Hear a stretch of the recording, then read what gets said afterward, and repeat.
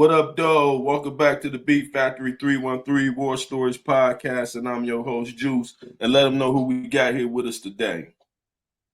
We got Lavone Hill. Been out of prison about a month and a half. Innocent man did 22 Wel- and a half years for a double murder that I didn't commit. Welcome home. Welcome Yes, home, sir. Yes, sir. Yes, LH. sir. How I feel being home. I know you just getting here, man. How I feel so far. Man, listen. It's overwhelming at times, but it feels great. You know, when I went in, I was 25, so I lived a pretty good life. But I honestly never knew that freedom felt this good. It feels great. It feels That's great just to good. be back home, around family and friends, around loved ones. That's what's up, man. Welcome home. I'm glad you prevailed. So let us start at the beginning. Let us walk the people through what you went through, how you end up there. Well, there was, like any story in the inner city neighborhoods, we got where we had Detroit police officers who are masquerading as criminals. So there came a time that, I was involved in the drug trade, and so there was a cop by the name of Sergeant Walter Bates who was the lead homicide detective at the time. So we talking about late 90s, early 2000 administration. So Sergeant Okay. Walter Bates' thing was that he would come and arrest guys and that he would take your money and he would say, well, here goes some drugs. I want you to sell these drugs for me. And so Oh, guys will honestly take the drugs and sell the drugs for him, and he would come back and get the drugs. And then if you didn't want to sell the drugs for him, you could just pay him off, and he would allow you to keep rolling or to keep getting money. So it was like a buddy system. what However, area was this? Not to cut you off. What area was this in? well, this was off of State Fair and Chrysler Freeway, 7 Mile I-75, 8 Mile I-75, an area that's a lot Was of that people call it. Beirut? What they Well, call that? That's well, Beirut. well, Beirut is on the other side of John R. But some people Okay. label that as Beirut, but it's more. It was called the danger zone, Okay. right? The danger zone. But we talking about like a 6-7 block radius from I-75 Chrysler Freeway to John R. seven Okay. mile to 8 miles. We talk about a 1 mile radius, but this was happening all over Detroit at the time. So Mm-hmm. me personally, I never got in bed with him. Right. So he would come and say, Lavone, sell these drugs. And I tell him, like, man, sell your own drugs. He would come and arrest me and take my money. And I would tell him, listen, if you taking my money, you taking me to jail with my money. You Right. know. So there was, me and him had several run-ins. So he always told me, he said, man, I'm sending you to jail. So I was prepared in my mind to go to jail, maybe for a gun or a drug charge, because this is what he done to guys that didn't play the ball game with him.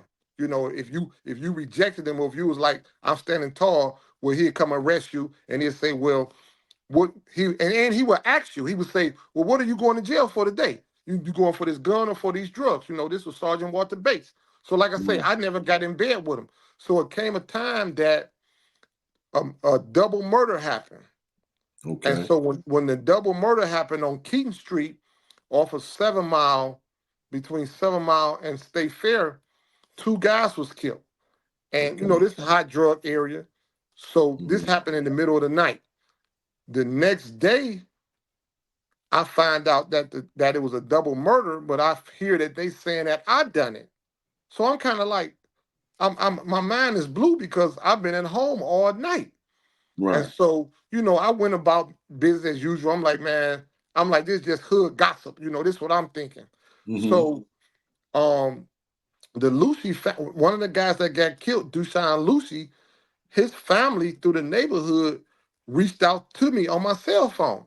So when they called me, I'm like, what's going on? They like, well, we heard that they looking for you for killing my brother and for the other guy. I'm like, well, yeah, that's what I heard. I'm like, but that ain't true. And so the family told me, they like, yeah, we know you didn't do this murder. They like, and if anything come behind this murder, we got your back, right? So Right. we ended up meeting. We ended up meeting up that day at a laundromat, you know. And so we met at the laundromat and talked. And they like, Lavone, because they called me LV. So they like, Lavone, we know you didn't do this. And Mm-hmm. we support you 100%. And they like, we finna take care of this. That way, it's no blowback on you. We finna clear your name. So Right. um I was arrested like maybe 6, 7, 8 months later. And so when I was arrested by the fugitive task force, once they got me into custody, the lead detective, he told me, he said, and I wish I remember this name. He said, Lavone, he said, the only reason I'm arresting you is because there's a fugitive task force warrant out for you. He said, there's a fugitive warrant out for you. He said, but we don't want to have nothing to do with this case. He said, because we know you are an innocent man and we can prove that you didn't do this murder. So I'm sitting there talking to the detective. My mind is blue. He said, but the city of Detroit wants you in custody. He said, this case is going to blow back. He said, so we don't want to have nothing to do with it. So Mm-hmm. when I go to my preliminary examination, this is when they bring a guy out the back and the guy take the stand. So when the guy from the neighborhood, so when he come out and take the stand and they say, well, did you see who committed this murder? He pointed at me and he say LV. So I'm sitting there like, what? Did you know him? So I knew him. I knew him. It was a Mm-hmm. guy that I just knew by association. Me and him never had no business deal or nothing, a case like that. But he grew up on the same block that I grew up on because they had a they arrested him, Sergeant Walter Bates, Fraser Adams, James Talbert, Detective Rice, McKinney, that all that administration, they had arrested him for drugs and for fleeing from the police. And they told him, like, listen, if you come in here and if you sign these statements saying that Lavone did this, we would drop the charges against you and we won't violate your probation. So he went along with it. So in my preliminary examination, he take the stand and say, I seen Lavone do it. So my mind is blue, right? So this Mm-hmm. was on direct examination by the prosecutor. On cross-examination by my attorney at the time, Bertram Johnson, the guy say, no, Lavone didn't do this. He said, I didn't see Lavone do this. He said the police, Sergeant Walter Bates, and the prosecutor, Patrick Muscat, he said, they making me lie on Lavone. They met with me this morning in lockup. They told me what to say and what not to say. He said, I don't want to lie on Lavone. This man did not do this murder, right? The Mm-hmm. judge at the time, Willie Liscombe, bonded the case over anyway because he said that he believed that the guy was lying based on the fact that he had told two different stories. One story on direct examination, he said I done it, but on cross examination, he said I didn't. So Willie Liscombe, he bonded my case over for trial. Okay. So now, I can't believe it. I'm like, ain't this sound like the guy that came in here and told the truth, but yet y'all still bond me over. So now when I get over to Frank Murphy Court, the judge, Patricia Fazard, I'm in her courtroom. So we Mm-hmm. filing motions and we going through the process. She denying everything. She denying everything. And she telling me, she like, you are guilty. She like, but she telling me that based on what she reading in the reports. And I'm telling her, I'm like, listen, I didn't do this murder. Right. So come trial time, the day of trial, because there was only one witness. So the day of trial, the guy, Andre, he come to court and he tell the judge, he say, I need protection from the police and I need an attorney. He said, because what I'm finna say here today, I know that Sergeant Walter Bates is finna do something to me. The judge closed the courtroom off and tell the young man, she say, listen, I don't care what you got to say. I want you to tell the truth. She appointed him an attorney. They went in the Mm-hmm. back. When he come back out, now I got a jury, an all-white jury in Detroit, impossible. And Right. so we come back out. He take the stand and he say, Lavone did not do this murder. He said, I did not see Lavone kill these guys. He said, every time I've told the prosecutor, Patrick Muscat, he said, every time I've told the Detroit police, Sergeant Bates, Ernest Wilson, Rice, Tarver, McKinney, he said, every time I've told these people that Lavone didn't do this, they have locked me up. Right at trial time, they put a teller on him for Mm-mm-mm. him to come to court, that witness detaining because he said that I told him like Lavone didn't do this. I don't want to lie on this man. And they locked him up and they held him and put him on teller and was like, you gonna come in here and you gonna lie on this guy. And so he told all this to the jury, right? He Okay. said, Lavone didn't do this. I know for sure he didn't do it. He's an innocent man. I don't want to allow him. I don't want this man to go to prison. I knew something felt kind of funny because at the prosecution table, you had the prosecutor, Patrick Muscat, you had Walter Bates, and then you had, I want to say, Detective Rice. So I'm like, something ain't right. Mm-hmm. Walter Bates, they put Walter Bates on the stand. Formerly Sergeant Walter Bates take the stand and he say, no, I did not coerce this witness to lie on Lavone. He say, I'm not having this guy lie on Lavone. He say, this guy wasn't arrested for drugs. He said when this guy was arrested, he wanted to talk. So they say, well, why was he arrested? He said, well, I don't know why he was arrested. And then so they went to asking him about him. They like, well, have you ever been in any trouble? What's going on with you? And he like, no, I'm not in trouble. I'm a law-abiding officer. I would never make a person lie on a guy. He just going on to his story. So that was so they had they made the guy lie and say supposedly I used a pistol. But in the courtroom, they got AR-15 223 rifle shells as the spent shell cases, saying these are the shell cases they found at the scene. The medical examiner in his report is saying that the victims were killed with a high-power rifle. So this here, just their own scientific evidence destroyed what Sergeant Bates was making a guy lie to. So when my attorney confronted them about that, they say, well, we don't know what type of shell casings these are. The medical examiner, they basically said like the medical examiner don't know what he's talking about. So I Get out of presented, here. I presented an alibi defense, Mm-hmm. and I took the stand also in my own defense. At the end of trial, in the closing arguments, the prosecutor told the jury, Patrick Muscat, matter of fact, even before that, Patrick Muscat, while I'm sitting there, Patrick Muscat leaned over to me and said, Lavone, I don't care what's going on today. He said, I don't care what this only one witness said. He said, I'm putting you in prison. He said, you are going to prison. At the end of the trial, Hold on. Say that again because you lagged out. Say that again. The prosecutor told you what? prosecutor Muscat, Mm-hmm. prosecutor Muscat, while the guy Andre was telling the truth, he leaned over to me and said, Lavone, I do not care what this witness is saying. I don't care what's going on in this courtroom today. He said, I'm putting you in prison.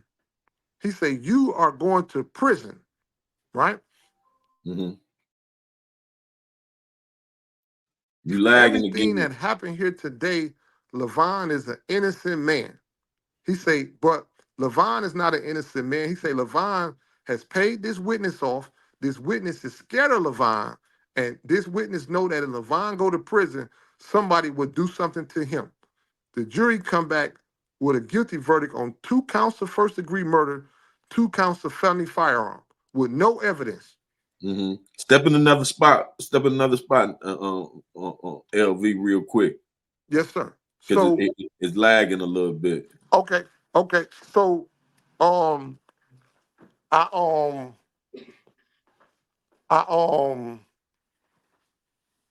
I after I was sentenced, because the Mm-hmm. judge sentenced me to two counts of first degree murder, so she sentenced me to double life, right? So I went to prison, and that's when all my appeals and everything started. Hold on. You had double life. Double life, 2 counts of first degree murder. Yes, sir. Double life. So so Plus, so uh, plus. plus 4 years because they gave me 2 felony firearms. So I had double life plus Mhm. 4 years. Hold on. Let me pause. So listen. How did they justify finding you guilty when they didn't have no witness? They never justified finding me guilty. They found me guilty based on the testimony of Sergeant Walter Bates. I was So found guilty based on the testimony of the homicide officer. the So homicide after, officer took the stand. yes, sir, the officer So, took the stand.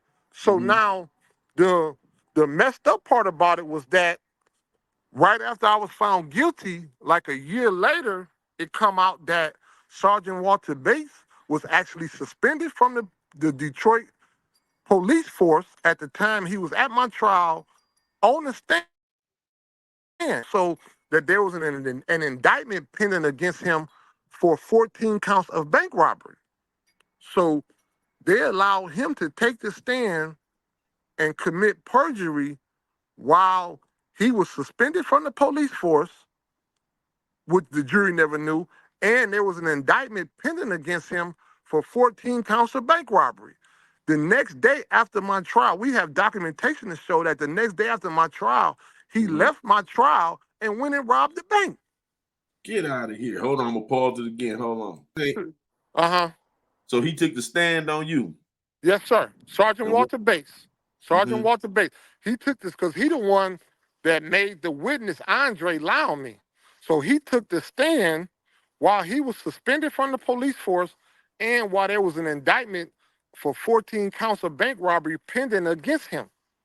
That's right. And the next day after my trial, while my trial was going on, day 2 of my trial, he left my trial and went and robbed the bank. We had the documentation to prove this.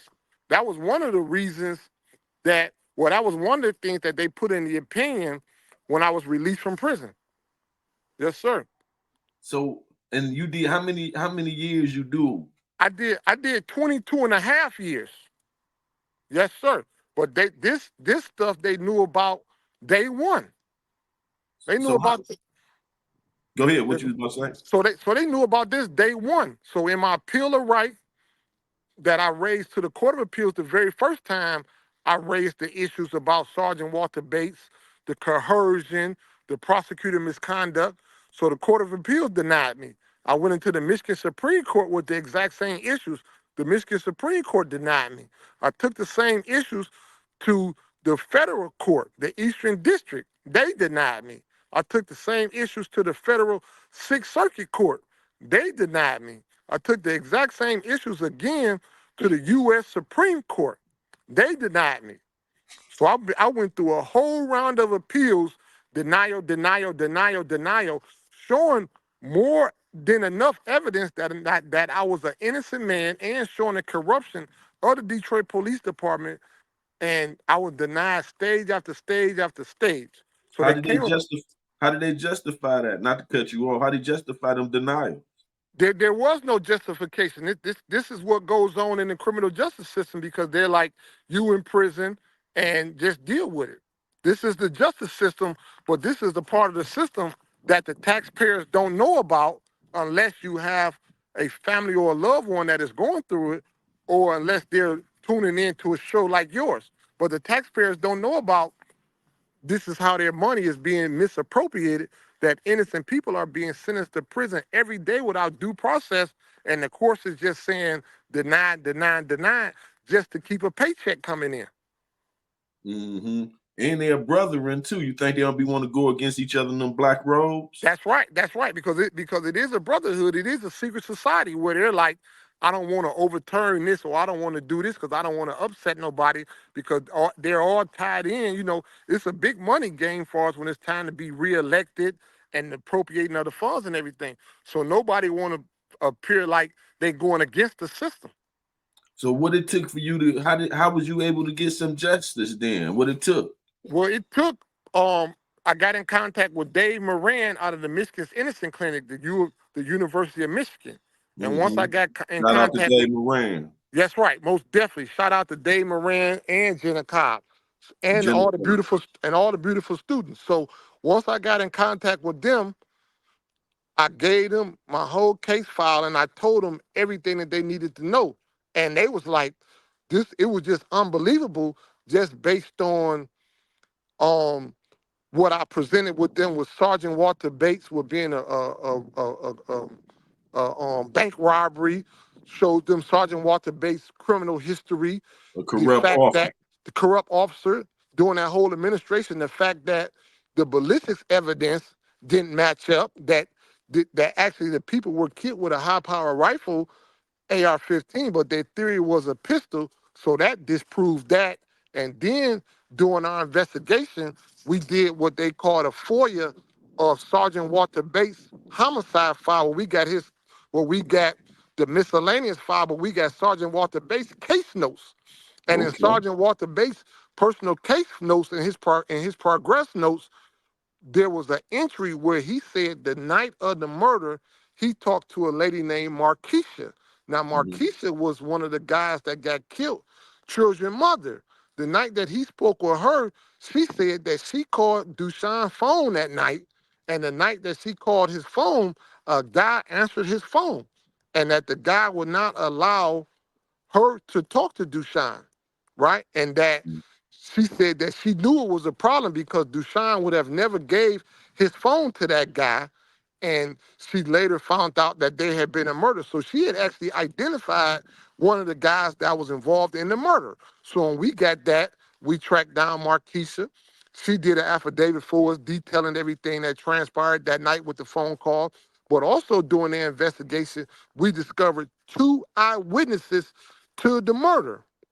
That And the police already had knew about. well, one of the guys that the police knew about, but one of the brothers the police never knew about, right? Okay. And Hmm. so Dave Moran in the Michigan Innocence Clinic, they went out and interviewed those two brothers, right? And they Hmm. interviewed those two brothers, and those two brothers did a very detailed description on what happened that night, how it happened that night, who was involved. They identified that I was not even near. I was not even present. They said Lavone was not present. They had not seen me that night. They identified the trigger man, how the trigger man killed the people. They identified the type of gun he used. So everything that the two eyewitnesses gave the Michigan Innocence Clinic, it Hmm. corroborated with everything that was in the file. And so it took us a while to put everything together, but then we also hired an engineer who went and got the shell casings and did a very detailed report about how the shell casings could not have come from a pistol and that it was Hmm. AR-15 and so once we filed the motion, Val Newman of the Conviction Integrity Unit, they grabbed the case. So my case sat in front of them for like 3.5 years, maybe, you know, and we went back and forth, back and forth, back and forth, back and forth. There even came a point in time that I was informed that there wasn't going to be no movement on my case because that Detroit police, mean that Detroit Wayne County Prosecutor's Office was getting blowback from the prior guys that was exonerated, but that they also didn't have the money to pay me, and so that they was going to have to continue to fight my case, right? And Right. so, like I So say, it with the became a help of money. It became a cash cow now. right, it became instead of it turning into a criminal fight, it became a political fight. You know, I had to go through the bureaucracy, and Hmm. so, like I say, with the help of Dave Moran, Jenna Cobb out of Michigan Innocence Clinic, we got a court date, and they secured my freedom. October 23rd. Yes, sir. And how long did that fight take? How did you get in touch with the Michigan Innocent Unit? What's the name of it? Oh, the Michigan Innocence Clinic out of the University of Michigan. Now, I got in touch with them by a lady named Ronnie Smart. May she rest in peace. Now, Ronnie Smart had been in my life since I was a child. She was like a mother to me. And Okay. so it had came a point in time that um she seen the injustice and we hiring attorneys, we throwing money here, throwing money there. And she was like, Lavone, we need Dave Moran. And she actually contacted Dave Moran, had a conversation with Dave, which prompted Dave to come and visit me and to take my case. Yes, sir. Miss Ronnie That's a Smart. blessing. Yes, sir. Alhamdulillah. Most definitely. Now listen, so the Brady law ain't help you? Well, the Brady law helped me in the end, but going through the process through all those courts, they didn't care about Brady. That's Brady versus Maryland. They didn't care about the Crest test with the newly discovered evidence. They didn't care about um, the ineffective counsel. They didn't care about the prosecutor misconduct. No, the courts didn't care about none of those claims that I presented to them. No, sir. And like I say, it was only in the end, Hmm. 22 and a half years later, that I end up getting some justice, and I believe I end up getting justice because of the timing. You know, this year was a year of election, and Hmm. because of the pressure that was put on them to correct this wrong. You That's know, because it never right? should. You never should have been incarcerated once they ain't had no eyewitness. The police should never been able to witness for a murder. He That's wasn't right. there. You feel That's me? right.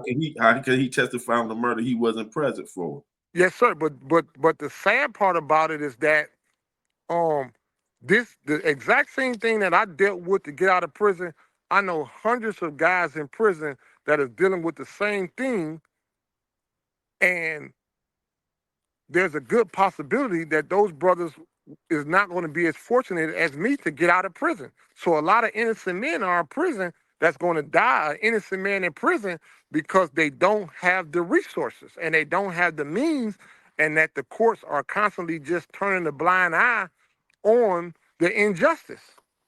And y'all hearing this from somebody who just did 23 years and been exonerated on a crime he was wrongfully convicted on. So you hearing it from the horse's mouth. He Yes, just sir. leaving these brothers. So y'all need to pay attention because we got a lot of family and friends. It ain't just me and him. Y'all got families and friends and loved ones in there as well. And stop just thinking everybody in jail did the crime. You That's feel right. me? That's right. Because Tell the honest to Go God ahead, truth, man. you know, when I went in that prison, I went in there and I got in the law library and I became a legal writer and I worked on cases on an average, like, You freezing again, LV. am I Your free audio now? good. Right. So when I went in prison, you know, I started studying the law myself. I became a legal writer, and I worked on hundreds of cases. And the sad part about it is like 40 to 50% of the prison population is innocent men, especially when you're talking about the brothers that's in there out of Wayne County, the brothers that are in there out of Detroit that come through from the late 90s to the early 2000s. That whole administration was corrupted to where so anybody that they said done something, they put them in prison.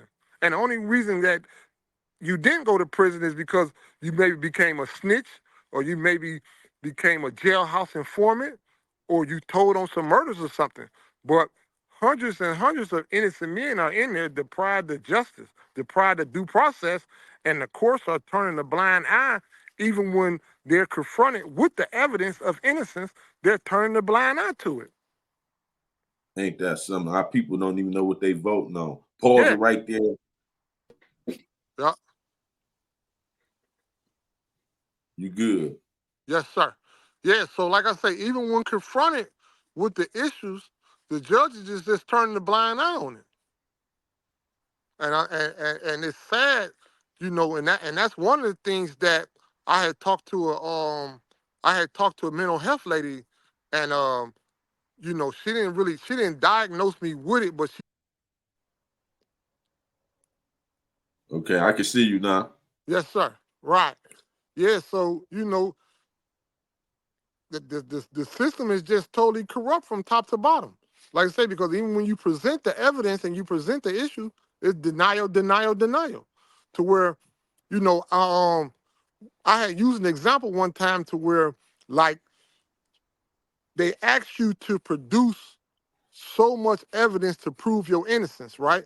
And Right. actually, what they're asking you to produce is almost impossible. It's almost impossible to find a Brady violation. It's almost impossible to get those files because they don't want to turn those files over. It's impossible to get new witnesses because we're talking about this case is like 20, our cases is like 20 years old, right? And Right. but they set the bar so high to say, well, give me this, give me this, give me this, and give me this. So the guys that are fortunate enough to have some support and have some knowledge to line it up to get everything that they asking you for to get them. Once you give it to them, they analyze and they look at it and they say, yeah, you right. But guess what? Give me some more. So the problem becomes it's like you running a race and you get to the finish line, but they move the finish line back. Right. And every time you get to the finish line again, they move it back again because they know eventually if they keep moving this finish line back, you will tire out and you will give up. Mm, And if you mm, mm. tire out and give up, what happens? You die in prison, an innocent man. And a lot of those brothers in there have tired out, have gave up because they're constantly being denied, denied, denied, denied, denied. Their family out here is suffering. Their family out here is in financial despair. Their mother or father may have passed away. So at the end of the day, you in there and you by yourself, you back against the wall, and you just like, you know what? I give up. I submit. And just And so that, happened in my situation, I was fortunate and my willpower was so strong that I was like, you know what? I'm not giving up. So every time they moved the line back on me, I said, you know mhm, what? They moved it back one step. I ran 5 steps. I say, I'm finna outbeat y'all. that's So I, right. I was one of the very few fortunate ones. But even what happened to me don't happen. Innocent men don't get out of prison, man. That's the sad reality. Innocent people do not get out of prison. What you think the steps that we could take to shed some light and try to make a change on the narrative that's going on with the justice system and the people from the urban communities? I believe and the only way we can make a change is that we have to bring these issues to the taxpayers. We have to educate the communities about problems that have happened and problems that are happening.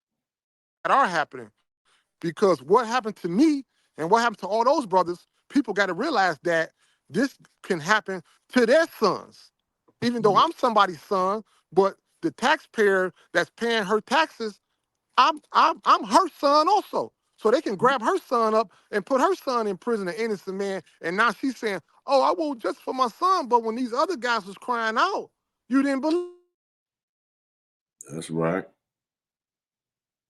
Hold on, you lost your audio. We have to bring pressure. The judges have to be held responsible. The prosecutors got to be held responsible.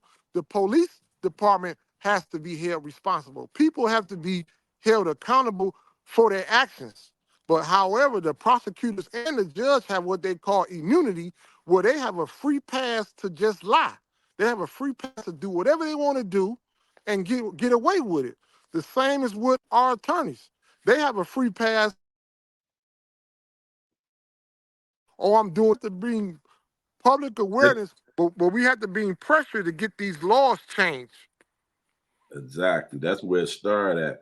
So Yeah. how we get the people, because a lot of people from the urban communities not educated on these fields and it don't interest them. So how we go about what you think should be done, because you had time to sit and do a lot of thinking. What you think need to be started from you experiencing freshly out and just went through the system. What you think should be the first steps that we should be taking I as think as a group of people?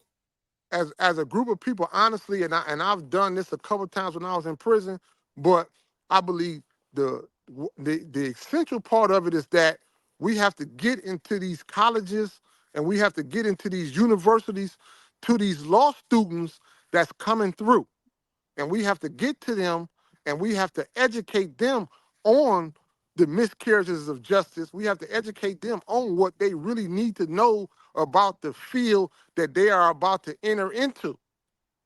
Because a Mhm. lot of them, they're coming out of college, they're in financial debt, so they don't care about justice. They trying to get some money to pay their financial aid back. And the people that they go working for, they say, well, this how this what's going on, and just do it. So they'll fall into a trap where they go work for the prosecutor's office and the prosecutor get them a file and say, here. And they can say, well, this guy's innocent. We don't care about him being innocent. Go in there and convict him. So we have to first, I believe, we have to educate the college students that are going into the law field because they're going to be the ones that are going to essentially affect the change. But Mhm. also with our town hall meetings, going down to city county building, the mayor, the people that's in high places, and bring the pressure on them for them to get to their colleagues and their constituents to say, hey, we got to change this up. That's right. Because if not, what were some of the things that you gonna be suffering if you don't do something about it now? Like, what did your family go through? We gonna go with what your family had to go through. Listen, man, um, my family had to go through counseling. My family had to go through financial management. I'm talking about my family, working class family, but fighting this case and me being in prison, essentially put my family in the poorhouse because my family used their funds to give to attorneys that robbed them, to give to private investigators that robbed them and played on them. So my family right now is still suffering effects of everything that I suffered when I was in there. Just that they wasn't in there doing the hard time, but they was out here doing the hard time because they like my loved one, my son, my father is in there, innocent man, and we got to do something to help him get out. So based on the love that they have for me, they was willing to spend their last. That's right. And this is what You know? family do. Yeah. But they shouldn't have to go through this when you was already innocent and the system knew you was innocent from the jump. You Yes, feel sir. me? They should have never had to go through that. They should have never had to witness walking into prison, being subject to searches just to come and see me. Mm-hmm. It was times that, man, my family then got into it with several officers on searches because they talking about, we need to strip search you. Take that off your head. Why you got these clothes on? They subject them to the worst type of treatment if And they possible. taxpayers. Then they And they taxpayers taxpayers. just to come into prison to visit their loved one, just to come in there to see, am I okay? Even the morning that I had my hearing, the officers, when I had my hearing, was talking crazy to me. They muted, like if you go and look at my hearing, several times they muted my hearing. They played games. And, it's a corrupt system, man, that nobody should have to deal with, let alone go in there and witness what I witnessed and live the life that I lived. But not only that, live the life that those brothers in there are still living right now. It's situations where, like, they pass out 2 rolls of toilet paper for a week. So a brother go to the desk trying to get toilet paper. They saying, well, we gave you 2 rolls of toilet paper. Go wipe your behind with a sock or something. This what's going on with them brothers that's up there now. Or they go Right. to the chow hall and Mm-hmm. they saying you get 1 cup of this and they only giving you a 1/4 cup and they giving you enough just to keep you alive. They like, get out of here. You're a convicted felon. Get out of here. We're not giving you nothing. Who you going to complain to? Right. You see what I'm You saying? know what I'm saying? Some places where you don't even have hot water to take a shower, you subject to take a shower in cold water.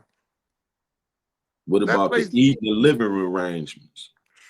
the living arrangements is horrible. You got some situations where you is in imagine being in a dog house and it's Mm-hmm. you and another man in a dog house and it's a toilet in the dog house with y'all.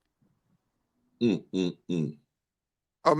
Or imagine living just in a regular sized bedroom and it's 8 and it's 4 bunk beds in just a regular standard sized bedroom. So it's 8 men in a standard sized bedroom with bunk beds on each wall. That's how Mm-mm-mm. that's how overcrowded that place is, and that's how they stacking us up on top of each other. And that's the oppression. Well, that's the environment that they are creating, where it's an environment where it's nothing but hate, where it's nothing but violence. To No where reform, rehabilitation, or nothing. no, sir. Essentially, we know that rehabilitation doesn't work because we know several people that have been into rehab centers. So people Mm-hmm. go to rehab center for drugs and come back out, they clean, then they go back in, they reoffend. So rehabilitation doesn't work, never work. So, but there's no transformation in there to where there's no programs where you can where the transformation where you can actually change the way that you think, which would change the way that you act. Because once you change the way that you think, you'll never do the same thing again. But there's no transformation. There's nothing in that place. It's just a straight up dog eat dog. Only the strong survive. That's it. Mm-mm-mm. Only the strong survive. And the courts are not doing anything far as Nothing. y'all complaints go unheard. Unheard, unanswered, rubber stamped. They're not even looking at them. They just rubber stamping them saying, yeah, try again, try again, try again. Now I've been there before, so I want you to tell the people though how they do when officials come to do their rounds to see what's going on at a prison. Tell them how Oh they man, do that. listen, that's the worst time of ever.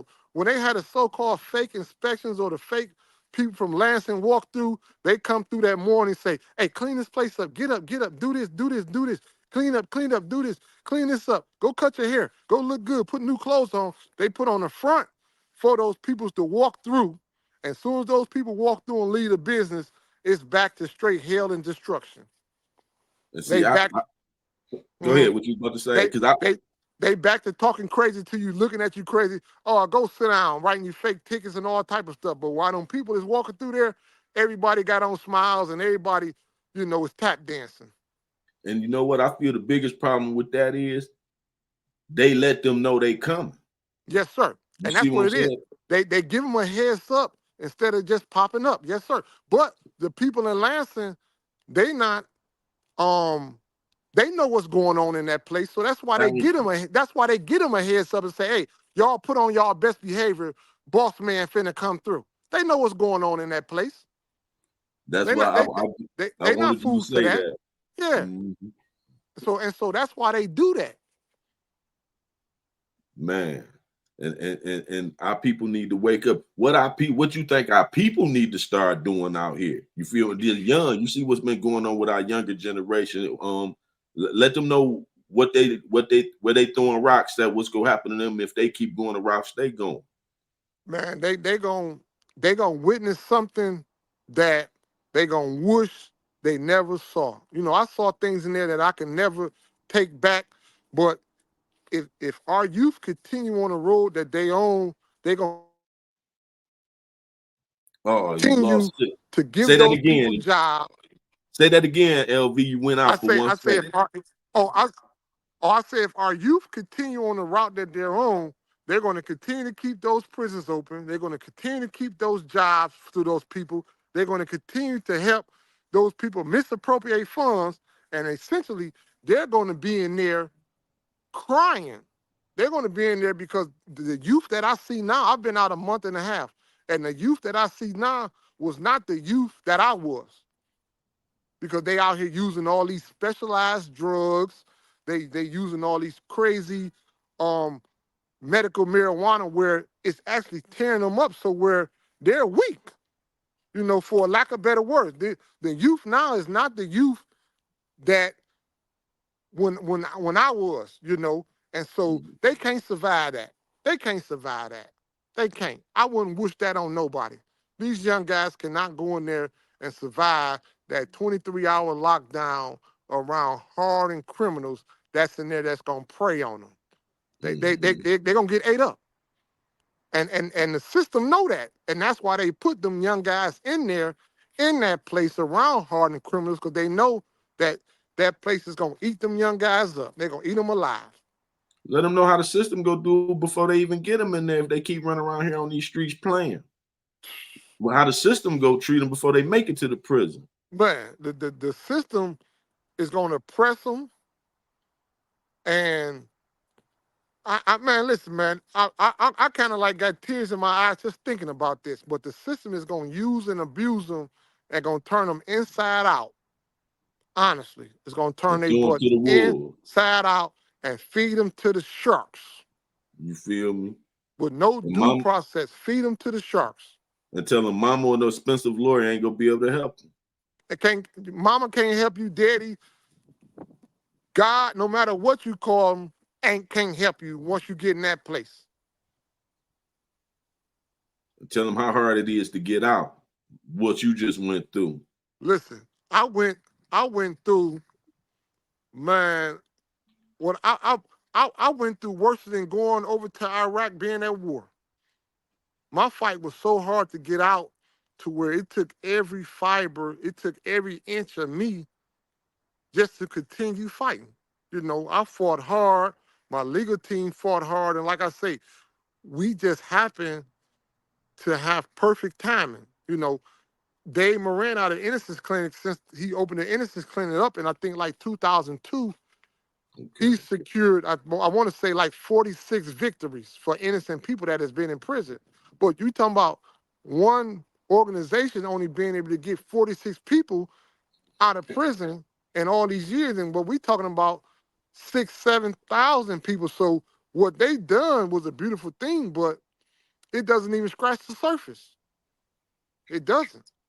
It don't. And see, our people here think, by us living in Michigan, they think the big three is the biggest money maker.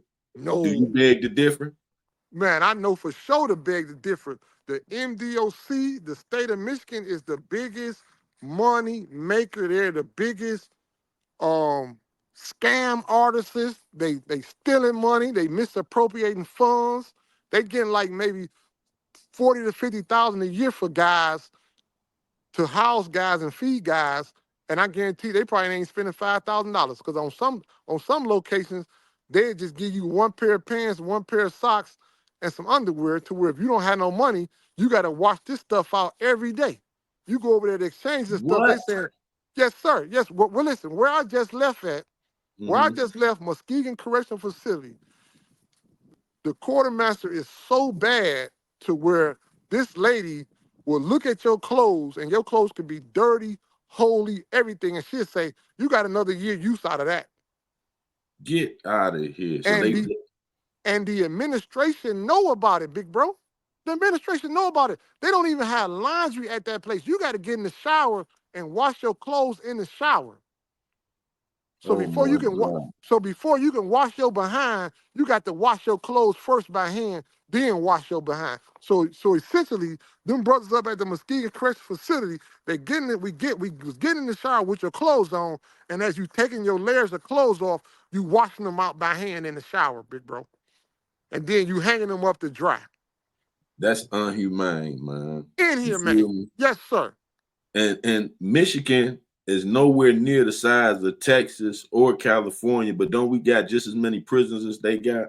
We probably got more because at one point in time I know we had like maybe 30 prisons, and they all are full. Every prison Michigan got is full to capacity, and what they doing is that they continue to put bunks and bunks. They making bunks fit where bunks wasn't even designed to fit. Yes, sir. So we don't have like they had internal affairs that police the police. We don't have nobody that's policing these prosecutors, these judges, or nothing now. No, no, sir, because they got what they call immunity. They got qualified immunity. So prosecutors and judges get away with whatever they want to get away with. If you make a complaint with the Judicial Tenure Commission, they like, oh yeah, that's my cousin, that's my homeboy, denied. So they essentially just get away with whatever. They have a free pass to lie, steal, and cheat and destroy people's lives with no consequences. And what about the justice system? Ain't nobody we could call on them for this the living arrangement and the lack of clothing and supplies. They don't have the arms bondsman and nobody Well, no more. what they do have an ombudsman, but the ombudsman has turned into where they basically dealing with mental health. So if you don't have everybody in prison has some type of mental health issue, but if you're not like schizophrenic, bipolar, if you're not clinically um a little off, the ombudsman doesn't do anything for you. But no, sir, because there's nobody to help guys because everybody get their check from the same person. So you may have a different title. You may be the Justice Department. You may be this investigator. You may be this investigator. But at the end of the day, your funds, your money is coming from the exact same source. So it's just one big circle. Mm-mm-mm. So to sum it up, you want to get some shout outs and to sum this up, what you think could be the final step for us, the people coming together? How can they get at these politicians and how should they look to vote for the right politicians for the job? Because we have to like you say, voting is key, but it has to be a screening process, a vetting process, and we have to allow our so-called leaders, the ones that are clean, the ones that are about the right thing, to guide us in the right direction. Don't be scared to follow a strong black man, don't or a strong black woman, but don't be Right. scared to follow somebody that is giving us Showing the in their truth. action. That's right. That's showing it in their action. That's true, and that we see that the people that are about that action, they get blackballed, and they say, "Well, this person." So you should ask yourself, why is this? If this person is, Why are y'all blackballing this person, or why is y'all saying don't listen to this person? Because they know if you listen to that person will wake you up, and you will vote for whoever they lead you in that direction, which will affect the change. So they don't want you to listen to that person because they know that person is about to change. So if that person get enough people to listen to them, they can honestly affect the change. And how do people be able to because everybody ain't on the same mental capacity, same mental level. So how they be able to recognize the right ones? Well, I'm gonna say this, right? Um, there's I don't know what the system is called, but when we hear the truth, no matter who give us the truth, but when we hear the truth, it makes us feel a certain type of way. You know it's the truth because how when it enter your body and enter your mind, it gives you the feeling that that is true. So just follow your first mind. Don't follow your heart because your heart will lead you wrong, and then you'll say, man, I knew I should have followed my first mind. Follow your first mind. When you hear the truth, there's a saying that says you should know the truth, and the truth shall set you free. So when you hear the truth, you know it. You just don't want to follow it because a lot of times we be scared to go against the grain. But actually going against the grain is what the lie does. The lie goes against the grain of your brain. So the truth always go with the grain. So That's right. just follow your first mind and follow the truth, and the truth will never let you down. That's right. And let them know what's your plans. Man, I What got so many plans, but initially um I got to get into some type of college, some type of schooling because I want to be a part of the change. I want to go back into those prisons and be able to talk to those brothers, to be able to give those brothers hope, but not only that, to be able to start pulling those brothers out of there. So I want to start like an organization to help those brothers that's in prison and to also to help their families that's out here suffering. So I know I'm gonna have to get into some business classes and but I know even before that I have to do something to help myself as far as financially because I got out of prison and I don't have a penny. Everybody see me and they like, man, you got so much money. No, I don't. They finna make me fight tooth and nail just to get that money. So I won't get no money from them. Hypothetically, the lawsuit and stuff won't be settled to about 3 years. So in the next 3 years, how essentially, you gonna survive? I have to go get in some type of schooling, get in some type of trading, get me a job just to get me some funds in my pocket to live until the lawsuit is settled and to where I'm able to move and groove and set up organizations and be able to affect the change with those brothers in prison. But my plans is I'm finna be about the change. I'm finna be about the change and not about the problem. I'm finna That's be right. about the solution.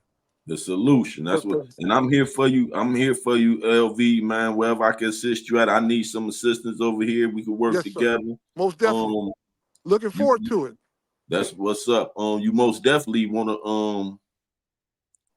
to stay on top of what I was about to ask before I go there. They didn't you being exonerated, they didn't give you nothing. Being Nothing. exonerated to get a fresh start. Hey, listen, big bro. They gave, and I wish I had it in my hand. They gave me, but it's on my Instagram feed. They gave Mhm. me a Spirit of Detroit award. They called me downtown to the city council building, and they apologized to me for what happened to me. But they also said, we know what the problem is. We know about the files that are missing. We know that innocent people are in prison. We know what y'all had to go through to get out of there. But yet they admitted that they knew about this, and if you go on there and you watch it, they saying this. But yet they not doing nothing to fix the problem. They gave me a Spirit of Detroit award. And still at least still at least 100,000 or something get started. You know what I'm saying? Get your life started, which that's not nothing. You've been gone 20 plus years. You know how much you could Yeah, accomplish and how much you endured and lost during them 20 plus years. right. Listen, You they know what I'm gave me saying? a Spirit of Detroit award. They didn't even say, Mr. Hill, are you thirsty? Here go a cup of water, or here go some coffee, or Mr. Hill, we're gonna take you out here and get you a meal, or we gonna go take you here and buy you a suit or buy you a pair of shoes. They gave me a Spirit of Detroit award, man. They slapped me in the face, man. Man, and know you was innocent. Yeah.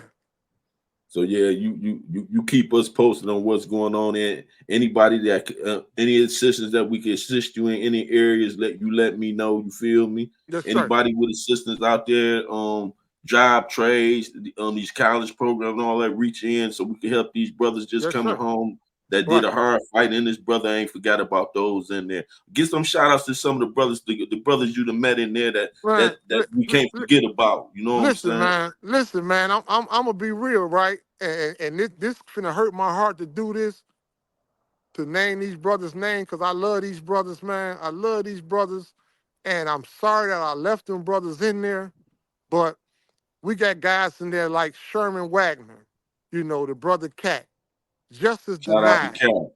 Shout out Mm-hmm. to Cat. Shout out to Sherman Wagner, man. Justice Denied, man. Good guy in there helping guys on the legal tip, everything. He'd improved. He was innocent 3, 4, 5 times. They still Mm-hmm. playing games with him. You know, Kenneth McGee, another innocent man in there.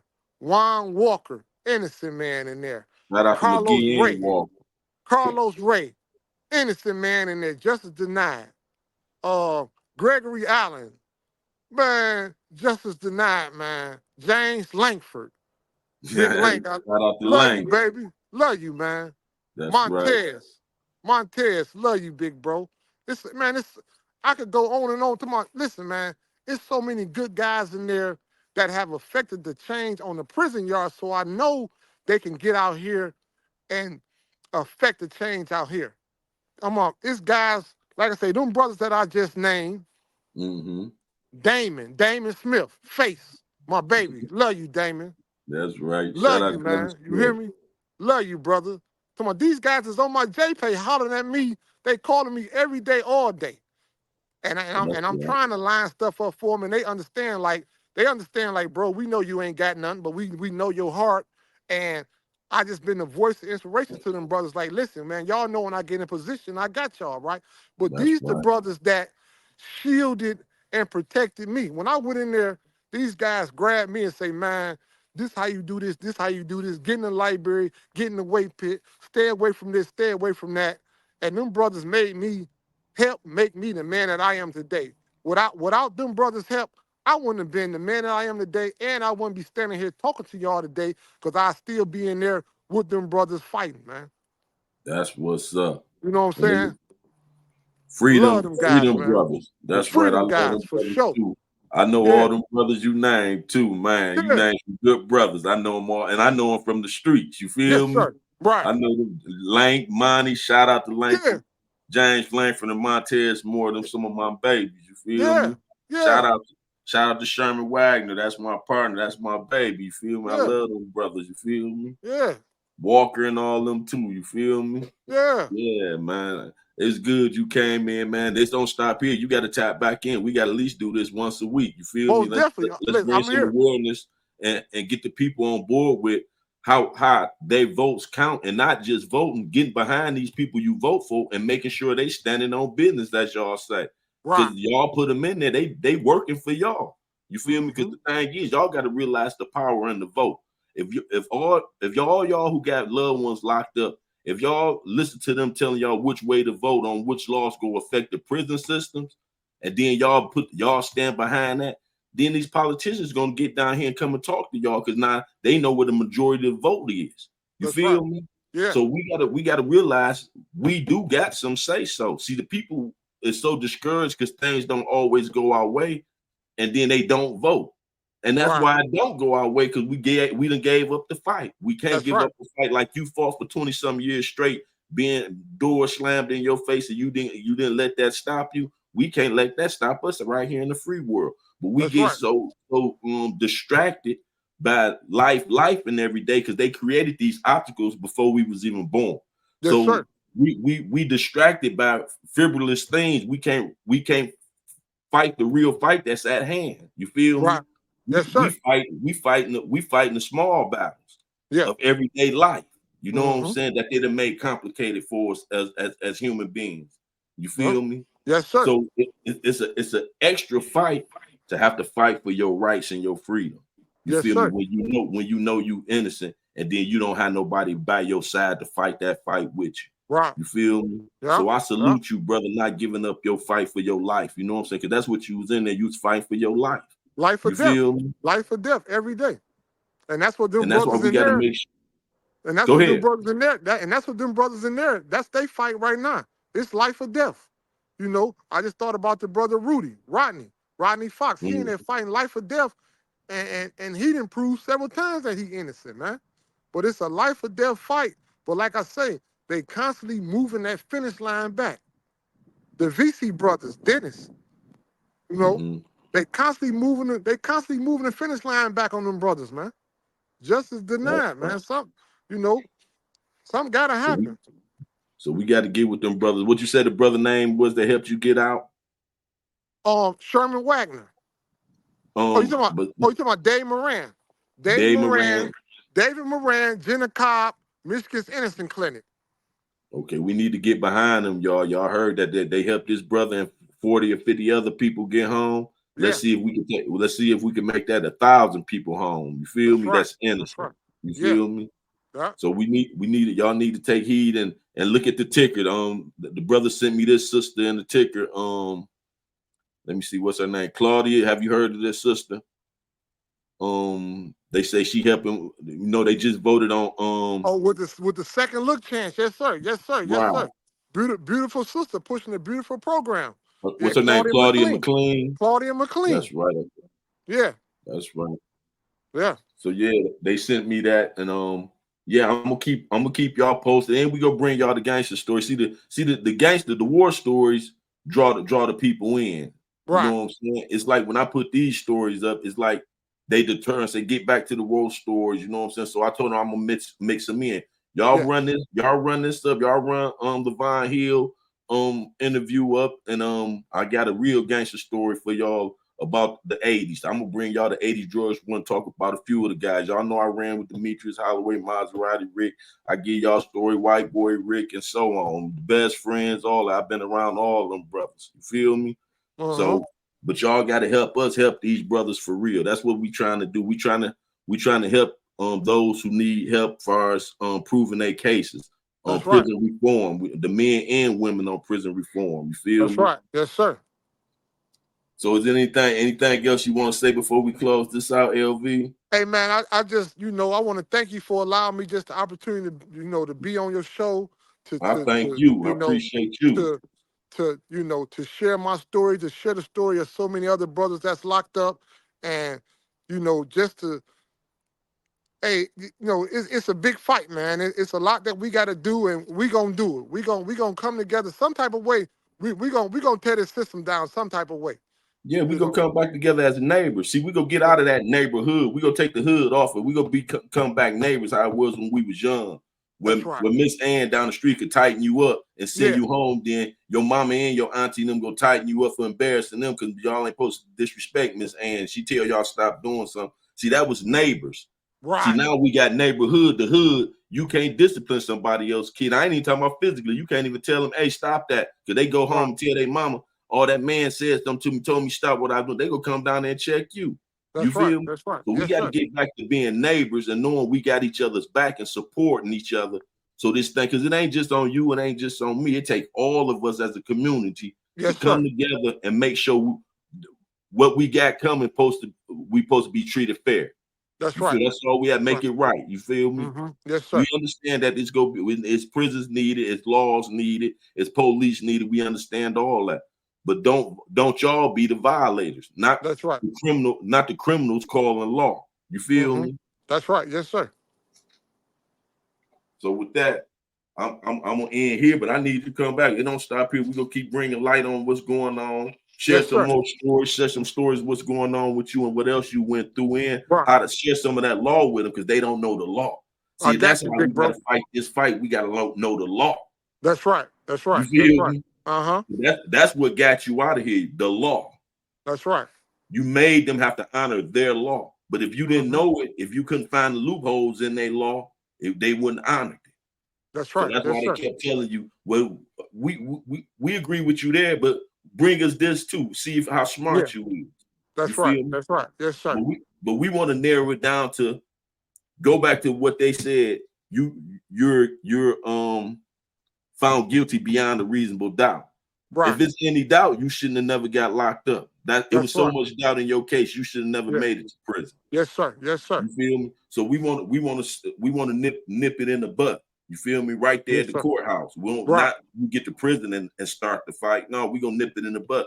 We want to be innocent until proven guilty. That's See, right. they got it right now. You're guilty until you prove your innocence. That's right. Yes, sir.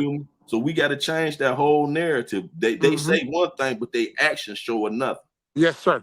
But if don't nobody call them on that and everybody's staying quiet until it happened to them, then ain't nothing go be done about it. The program will keep going as it is. You go have to. That's right. You guilty until you prove your innocence. Yes, sir. So what we need to do is nip it in the butt where we don't have to get to that. Make them honor the laws that they put forth for us to abide by. Stand on truth. That's right. Stand on truth. And with that, I'm out. You got anything else to say before we go, LV?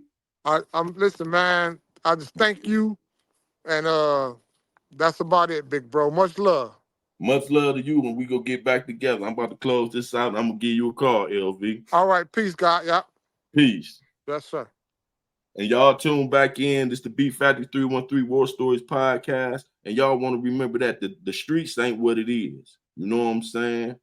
The streets ain't what it is. And it's 1,000,001 stories in the urban community. This is but one. And we go get to the rest of them to bring some light on us and get us some justice out here. And it take the community to come together, though. Y'all can't put it on one another. Y'all got to start changing the way y'all thinking, the way y'all doing things too. Look at yourself. It start with self. That's right. You feel me? If you want to change, you got to change yourself. You can't look for nobody else to change you. You got to change you. You start working on yourself, and then things will start happening for the better for you. You feel me? But it only go happen if you do something about it. Like the brother did. He did something about his freedom. Freedom ain't didn't just come knocking at his door. He went and found his freedom. And that's what we got to do. We got to start getting up and put some initiative in what we want to accomplish. And with that being said, I'm out. This is the Beat Factory 313 War Story podcast. I'm Juice, and this LV, and we'll be back at y'all at a later day. Yes, sir. All right. Peace. Peace.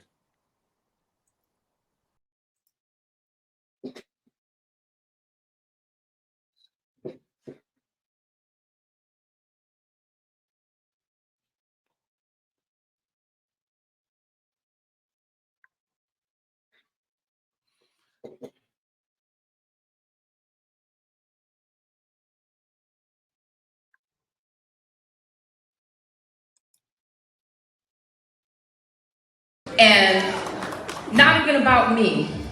You all had an opportunity to have access to the office because this is who I laid down with every night. So he made sure we didn't get it wrong in that office. And it spread and permeated across this country when I was able to tell the real world and the real experiences that when people are treated like animals and savages, then you justify how you treat them. No, every person who goes through the system is a human being, and what I'm here to tell you is that you will be treated like human beings from across this world. Talk that talk.